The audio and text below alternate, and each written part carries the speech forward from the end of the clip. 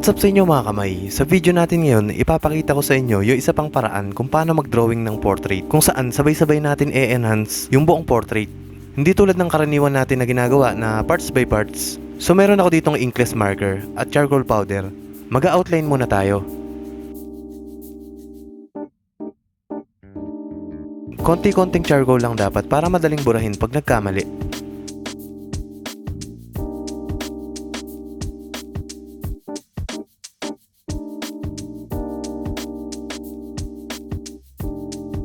Ayan, tuloy lang natin at sundin yung reference. Gusto ko sanang ipakita sa inyo yung reference, pero baka makopyright tayo. May ganong rules na kasi ngayon sa YouTube. So ilalagay ko na lang yung link sa description ng reference natin para pwede nyo tong tingnan habang pinapanood yung video.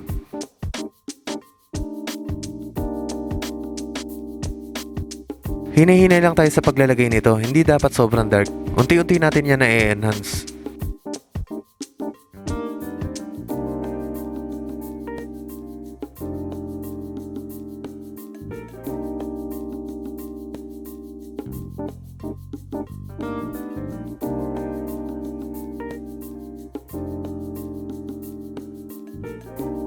Sunod ay gamit naman tayo ng flat brush na maliit para ismudge yung mga nilagay natin kanina.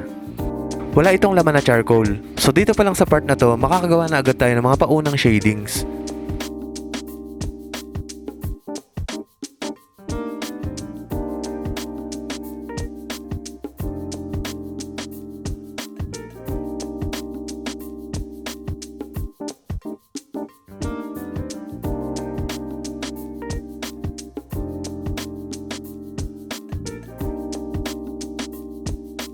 Pagkatapos ay gamit naman tayo ng round brush para ikalat yung mga shading. Wala din itong laman na charcoal. Doon pa rin tayo kumukuha sa outline na nilagay natin kanina.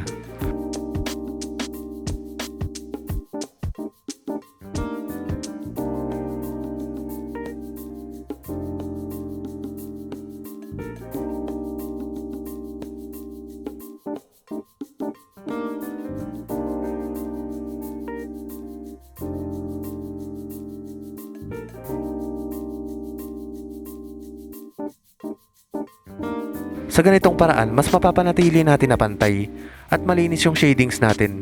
Ayan, meron na tayong base tone. So kailangan natin magbura gamit ang kneaded eraser para makuha natin yung mga highlights at source of light ng portrait.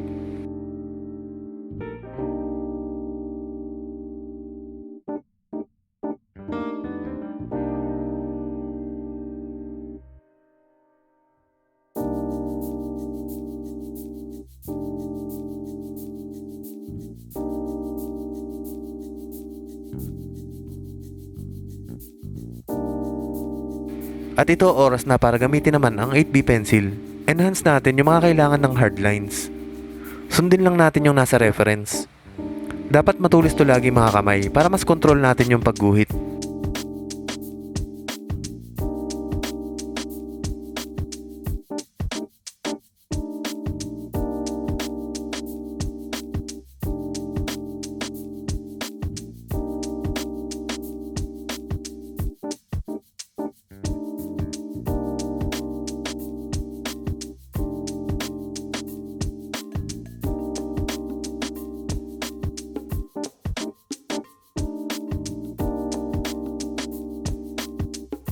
Sunod ay gamit tayo ng blending stamp o shading stamp. Pwede rin naman na cotton buds para ismudge yung ginuhita natin ng 8B. Makakagawa din ito ng maliliit na shading sa paligid nito.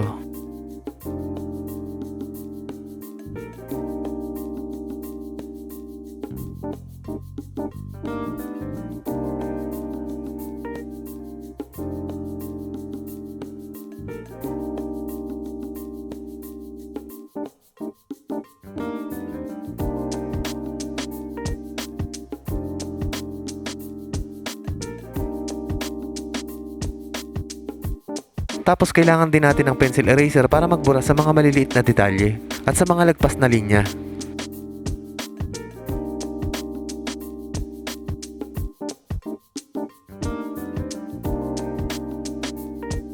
Ayan, gamit ulit tayo ng flat brush na maliit para i-shade yung paligid.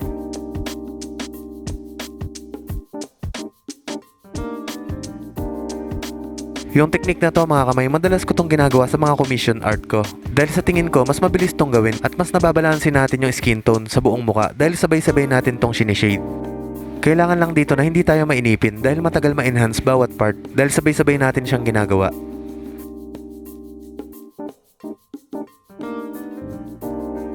So kung mapapansin nyo, 5 klase lang na materials yung madalas kong gamitin. Brush, lapis, charcoal, blending stamp, at mga pambura. By the way mga kamay, cancel sketchpad nga pala yung gamit kong papel. At ginamitan ko to ng half-inch na grid method. Sa mga gustong matuto mag-grid, check nyo lang dyan sa channel ko. Meron na akong 3 tutorials tungkol dyan.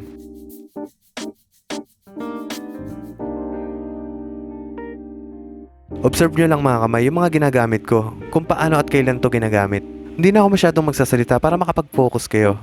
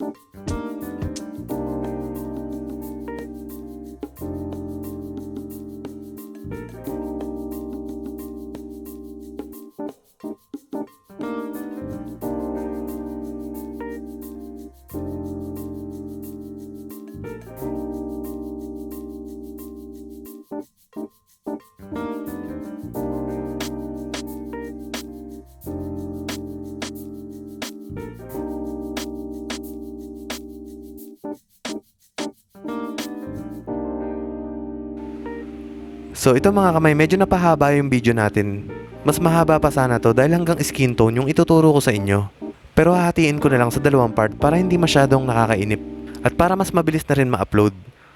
So abangan nyo lang yung part 2.